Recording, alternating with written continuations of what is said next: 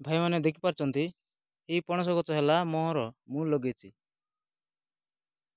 ମନ ଇଚ୍ଛା ବିକନ୍ତୁ ନାହିଁ। ଏ କେତେଟା ଫଳ ଥିଲା ମାଇନସ୍ ହେଇଯାଇଛି। ଯଦି ଆପଣମାନେ ଗଛ ଲଗେଇଛନ୍ତି ବା ଲଗେଇକିନା ତାକୁ ସେବା କରିଛନ୍ତି, କେତେ ପ୍ରକାର ବୁଦା, କେତେ ପ୍ରକାର କଣ୍ଟା ବୁଧା ଲଗେଇକି ଆକୁ ଚୁଣ୍ଟି ତାକୁ ଭୋଡ଼େଇଥିଲି, କିନ୍ତୁ କେଉଁମାନେ ବିକୁଛନ୍ତି ମୁଁ ଦେଖିପାରୁନି।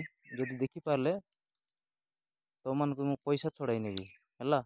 ଏଠି ଦେଖନ୍ତୁ, ଏ ପଣସ ଗୋଟେ କାଟିକିନା ଫୋପାଡ଼ି ଦେଇଛନ୍ତି। ଏମିତି ଖରାପ କଲେ କେମିତି ହେବ? ତମେ ତ ଜାଣିନ ଗଛ କାହାର, କିଏ ଲଗେଇଛି, ଜାଣିନ ମନ ଇଚ୍ଛା କାହିଁ କାଟୁଛନ୍ତି ଗଛ ବା ପଣସ। ପଚାରିବ ନା କିଏ ଲଗେଇଛନ୍ତି, କାହାର ଗଛ, କାହା। ତୁମର ଦେଶୀୟ ଭାଷାରେ କହିବାକୁ ଗଲେ ଅନେକ ପ୍ରକାର ଭାଷା ବାହାରିବ। ଏହି ପ୍ରକାର ଯଦି ଖରାପ କରବ ମାନେ ଏ ପ୍ରକାର ତୁମେ ଖରାପ କରନ୍ତୁ ନାହିଁ। ଦୟାକରି ଦେଖି ଚାହିଁ ବା ପଚାରି ଉଚାରିକିନା କାଟନ୍ତୁ। କୌଣସି ମାନେ ଏମିତି ଖର୍ଚ୍ଚ କରନ୍ତୁ ନାହିଁ ବା ଖରାପ କରନ୍ତୁ ନାହିଁ। ତୁମେ ଯଦି ନେବ ନା ବୋଲେ କିଏ ହେଲେ ଆମେ ହାଟକୁ ବି ନେଇକି ବିକିବୁ ନା। ଦୟାକରି ଏପରି ମନ ଇଚ୍ଛା କାଟନ୍ତୁ ନାହିଁ।